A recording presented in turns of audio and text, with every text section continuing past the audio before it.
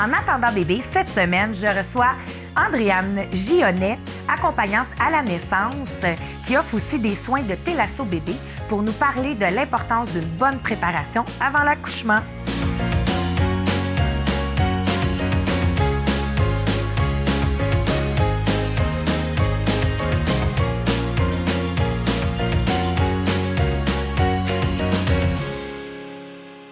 Bonjour Andréane. Salut Chantal. On va parler aujourd'hui beaucoup plus de peut-être la journée de la naissance et comment bien préparer là, justement notre accouchement. Tu es accompagnante à la naissance. Oui.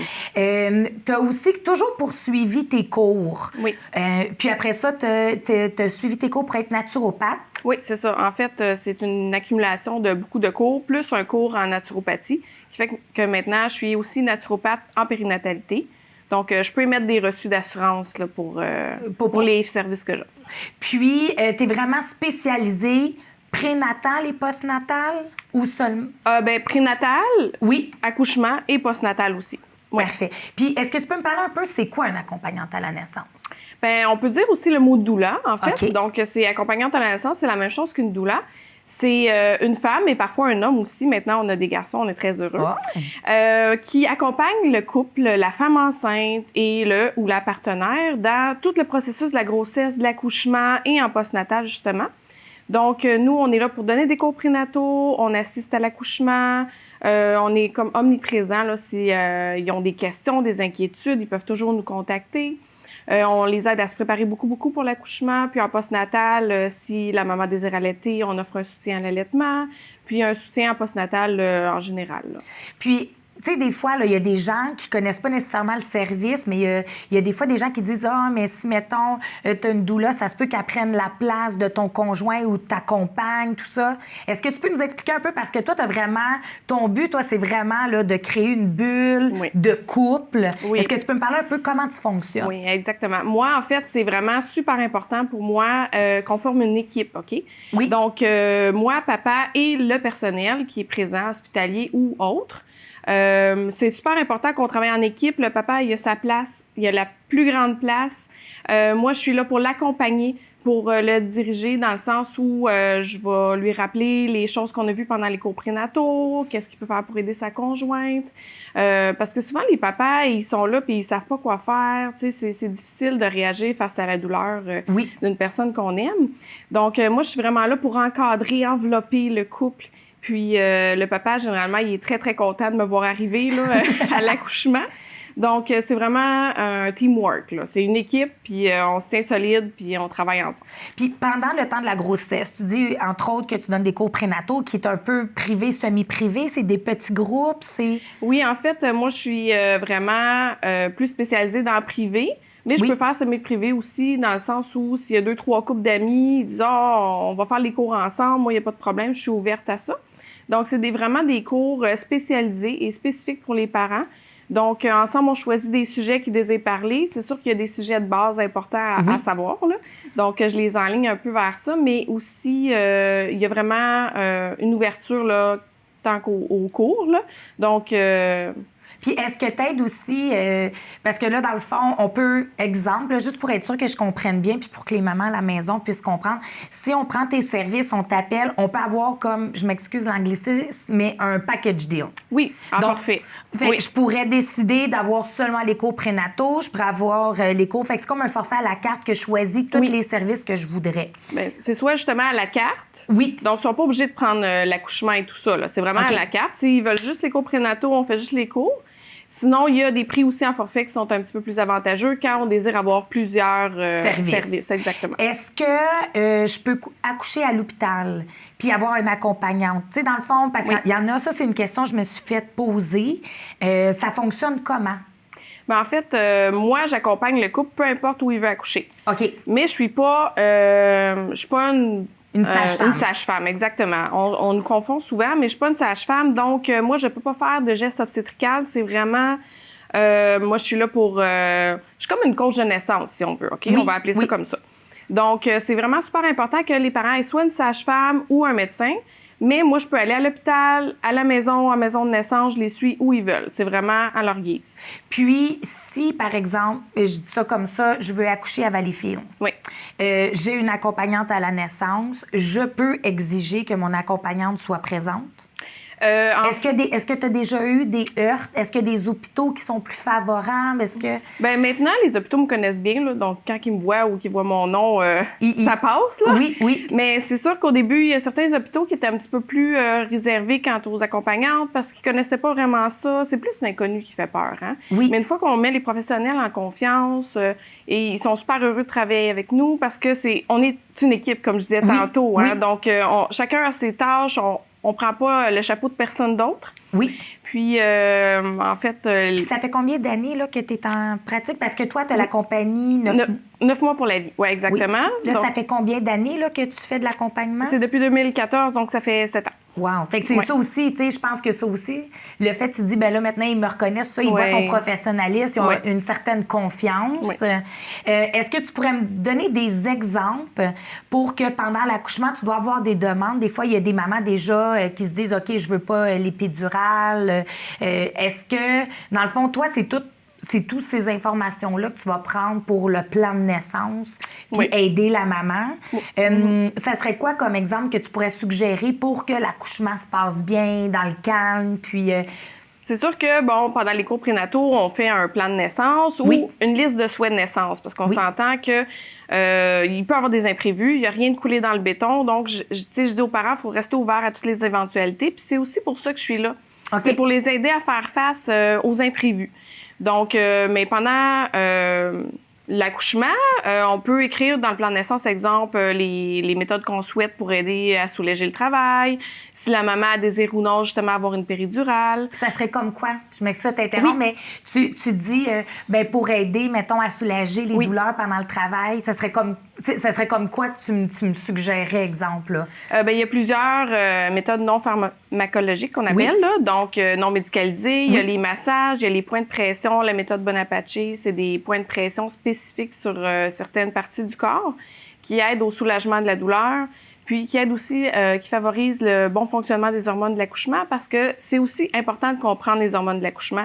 Puis c'est avec les hormones qu'on va travailler, on va trouver des trucs, le ballon, le massage, on va aider aussi les positions, c'est super important. OK. Le changement de position, aider la maman à se détendre, donc... Puis selon le plan de naissance, exemple, on dit les points de pression, la méthode Bonaparte. Exemple, choisis ça. Tu enseignerais un peu à mon conjoint ou ma conjointe comment faire? Oui, un peu... Okay, oui évidemment. Ça fait vraiment... partie dans les cours. On parle beaucoup des méthodes, de toutes les méthodes, le bain, etc. Il y en a vraiment une multitude. Puis, les parents peuvent dire « Ah, moi, je pense que j'aimerais ça, j'aimerais pas ça. » Donc, on écrit des petites notes dans le plan de naissance aussi pour s'enligner. Puis, rendu au grand jour, si la maman change d'idée, écoute, on change au complet, puis on fait d'autres choses. Là. C'est vraiment elle qui décide. Fait que ça veut dire que toi, t'es comme tu dis, t'es comme le coach, t'es comme la maman qui dit « OK, là, tu devrais faire ça à ta conjointe en ce moment. Peut-être tu devrais essayer ça. » Puis, dans le fond, c'est pour avoir un lien de confiance, Oui, vraiment. Oui, moins d'anxiété, moins de stress. Oui, un lien de confiance. Puis les parents, ça leur fait du bien d'avoir quelqu'un sur qui compter, mais aussi qu'il y a un œil extérieur qui n'est pas impliqué. Bien, c'est sûr que je suis impliquée émotivement parce que je les aime d'amour, mes parents, là. Mais je veux dire, je suis pas la maman, la sœur ou l'amie du couple. Je suis quelqu'un d'extérieur, mais qui est en connaissance de cause. Donc, ça les met vraiment en confiance. Puis aussi, je fais le lien entre les professionnels puis eux. Des fois, les professionnels, ils se parlent entre eux, ils disent des termes, les parents comprennent pas nécessairement. Moi, je les aide. Ça arrive aussi que je fais beaucoup de traductions français-anglais, anglais-français, tout dépendant où est-ce qu'ils accouchent, puis la langue maternelle des parents. Là. Donc, c'est vraiment, c'est ça, je fais un lien entre Est-ce que tu fais... C'est quoi les hôpitaux habituellement que tu fais? Est-ce que tu te promènes vraiment peu importe? Oui, je me promène beaucoup. Tu sais, région de Montréal, je les ai pas mal tous faites. Là. Oui, Anna-la-Berge, à Châteauguay, Valleyfield. OK, fait que tu te promènes vraiment beaucoup. Ça, il n'y a aucun problème. Non, c'est ça, il n'y a pas de problème. Puis, juste pour informer les mamans... je suis en contraction. Exemple, mon mari calcule les 5 minutes ou ma conjointe, peu importe. Puis là, je suis aux 5 minutes, tout ça. Là, on t'appelle? Est-ce qu'on va à l'hôpital? C'est quoi le fonctionnement? Aussitôt qu'il y a une suspicion que le travail commence, les contractions ou la perte des os, il m'appelle, OK? Que ce soit jour ou nuit, il 2 heures m'appelle. du matin. Ah oui. Ben, généralement, je te dirais que 90% des accouchements, là, ça se déclenche la nuit, OK? Parce que les hormones fonctionnent bien la nuit, la femme est détendue.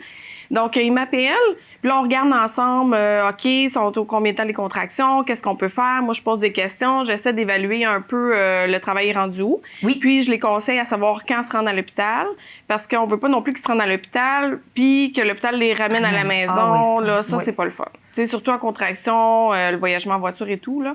Donc, on regarde ça ensemble. Puis une fois qu'ils sont arrivés à l'hôpital, quand la maman est en travail actif et qu'elle est admise, moi, je m'en viens là avec eux.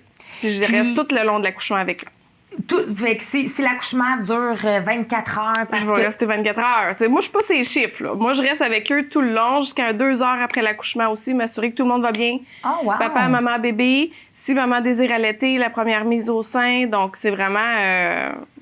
Fait que c'est vraiment, c'est ça, c'est un service personnalisé. Oui, personnalisé. Puis ça, c'est bien pour l'allaitement aussi. Est-ce que tu priorises à tout prix l'allaitement? Non, pas du tout. Moi, c'est sûr qu'il y a des bienfaits à l'allaitement, mais il y a des bienfaits, des avantages, des désavantages dans toute chose. Oui. Moi, ma priorité, c'est vraiment d'accompagner les parents dans leur choix. Okay. Peu importe le choix qu'ils ont. J'ai des parents qui m'appellent « Oh, Andréane, j'aimerais savoir la péridurale, mais ça te dérange-tu? Tu sais, j'aimerais ça que tu m'accompagnes. J'ai aucun problème. Moi, c'est pas mon accouchement. Moi, je vais les accompagner dans leur choix. Je vais leur suggérer, peut-être? Ben, pas leur suggérer, mais je vais vraiment les informer. C'est ça, c'est le mot que je cherchais. Les informer du mieux que je peux pour qu'ils fassent des choix éclairés. Donc, les avantages, les inconvénients, puis par la suite, ben c'est leur choix. Puis moi, je les accompagne, je les enveloppe là-dedans. Wow. Puis, à date, est-ce que tu sais à peu près combien de bébés tu as vu naître? Oh mon Dieu, écoute ça. J'ai tellement cette question-là, mais je compte pas, OK? Donc, en 7 ans, mettons que je fais 3-4 accouchements par mois. Oh mon Dieu, OK, c'est beaucoup quand même. Oui, mais là, je suis en congé de maternité, là.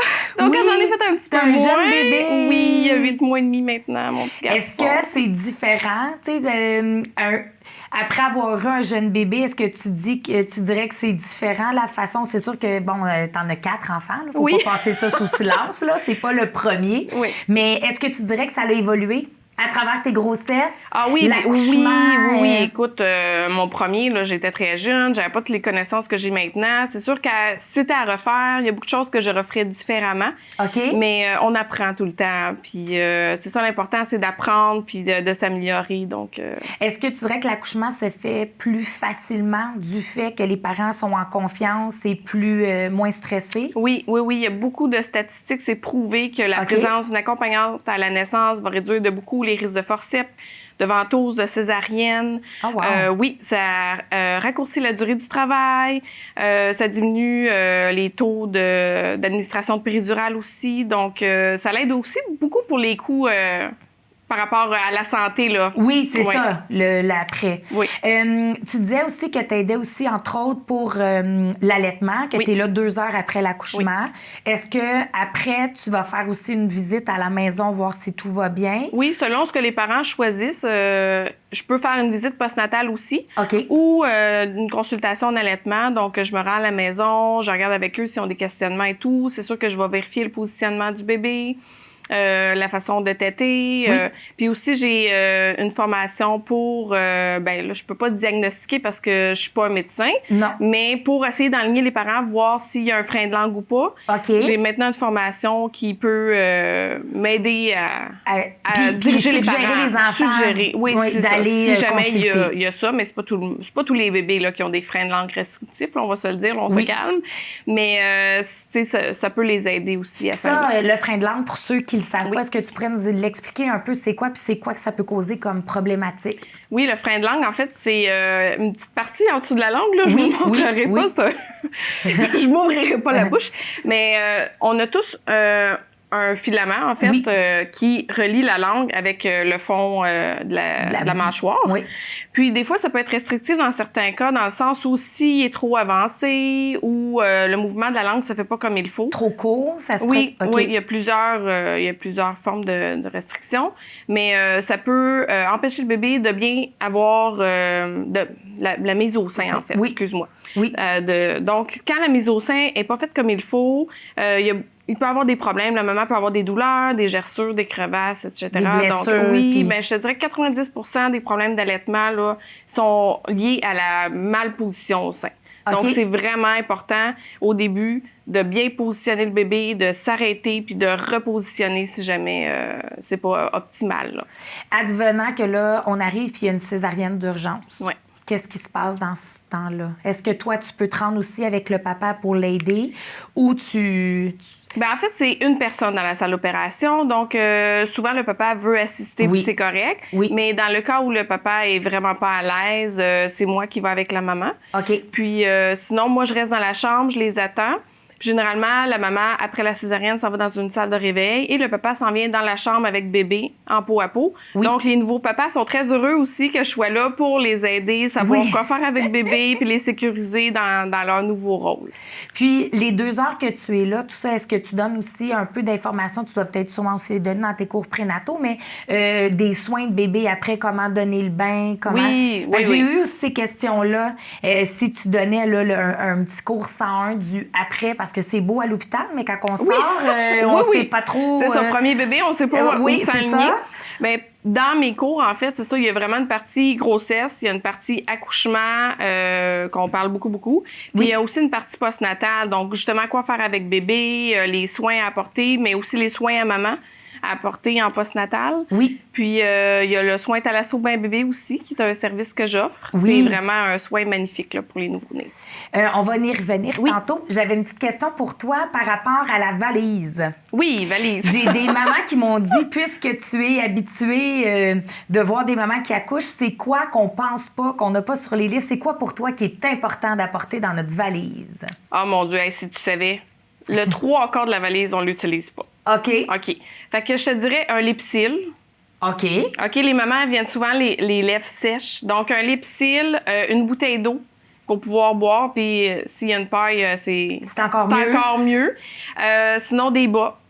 Parce que maman, elle peut avoir froid aux pieds, mais pour vrai, c'est la présence des gens qui est vraiment importante. On peut amener notre ballon aussi pour faire des exercices sur le ballon si on n'est pas Est-ce qu'il y en a à à l'aise. l'hôpital, habituellement? Oui, généralement, il y en OK, a. mais si, mettons, on aime mieux notre ballon, Oui, là. exactement. Puis des fois, les hôpitaux en ont pas pour chaque chambre. Là. Mais huile à massage aussi. Ah! Oui. Moi, généralement, je la porte, mais si je suis pas là, exemple, l'huile à massage là, pour que papa puisse faire des massages. On peut aussi des huiles essentielles. L'aromathérapie, ça l'aide beaucoup. C'est une des choses qu'on peut faire pour Pour aider. soulager. Oui. Puis on détourne l'attention du cerveau. Hein? Fait que OK. c'est une des méthodes. On apprend ça aussi dans mes cours. Là. Comment on peut détourner l'attention du Puis cerveau. en naturopathie, Oui. puisque tu as étudié tout ça, que tu peux donner des reçus, est-ce qu'il y a des choses en naturopathie qui peuvent aider la maman pour les douleurs, le sommeil ou... Oui, il y a beaucoup de petits trucs. Là. Oui. Il y en a qui vont dire que c'est des trucs de grand-mère. Là. Mais c'est quand des moi, trucs d'accompagnante, je te dirais. Ben oui, puis quand ça fonctionne, c'est ça, hein? Oui, c'est merveilleux. Donc, pour en nommer 2-3, là, Oui. vers la fin de la grossesse, manger des dattes. OK. Oui, ça l'aide beaucoup pour l'utérus. La tisane de feuilles de framboisier rouge aussi, en prendre à la fin. Oui. Donc, ça l'aide beaucoup à préparer l'utérus. Puis ça l'aide aussi à ce que le travail se fasse plus rapidement. Fait que le dernier trimestre, là...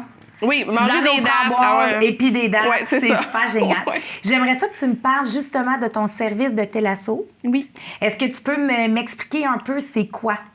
Ben, en fait, le thalasso bain bébé, c'est un soin de transition entre la vie intra-utérine et le monde extérieur. OK. Ça permet au bébé de revivre toutes les sensations qu'il vivait dans le ventre de sa maman.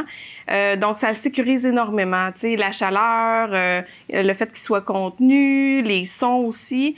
Puis, ça lui permet de revivre un peu sa naissance d'une façon plus douce. Parce qu'on va se le dire, c'est difficile pour le corps de maman, un accouchement, mais c'est aussi difficile pour bébé. Donc, ça lui permet de revivre tout ça d'une façon plus douce. Ça a beaucoup de bienfaits aussi, autant physiques qu'émotionnels, autant pour le bébé que pour les parents. Je dirais les parents apprécient autant que le bébé le soin. Là. Puis pour ceux qui connaissent pas, c'est comme un petit Oui, moi, je suis généralement dans le bain ou la douche. Oui. Puis j'ai un petit bain en plastique là, avec une douchette. Oui. Donc, avec bébé, là, on fait des positions dans l'eau. Moi, je suis bébé, là. OK? Moi, j'ai pas une chorégraphie. J'ai bébé entre mes mains, puis c'est lui qui me guide. C'est son soin, c'est lui qui décide. C'est comme avec une petite eau, puis là, ben c'est ça, oui, tu vas vraiment... c'est ça. Puis ce qui est, en tout cas, à date, à tous ceux qui m'ont parlé de ton soin, habituellement, les bébés, ils dorment, ils sont super relax. Oui, je dirais qu'il y a beaucoup de bébés qui dorment, mais ça arrive aussi qu'il y a des bébés réveillés. Ça va dépendre de comment bébé est dans le ventre de maman, mais aussi des besoins du moment du bébé. Parce que ça peut aider à relâcher des tensions de la naissance. Donc, si bébé a beaucoup de tensions au niveau musculaire, ça se peut qu'il bouge, puis qu'il essaie de dénouer ça par lui-même. Ça se peut qu'il tourne, ça se peut qu'il nage. Écoute, j'ai des bébés de 4 mois là, qui nageaient, là, comme des... Oh, c'était cute! Oui, mais c'est toujours avec un visage calme.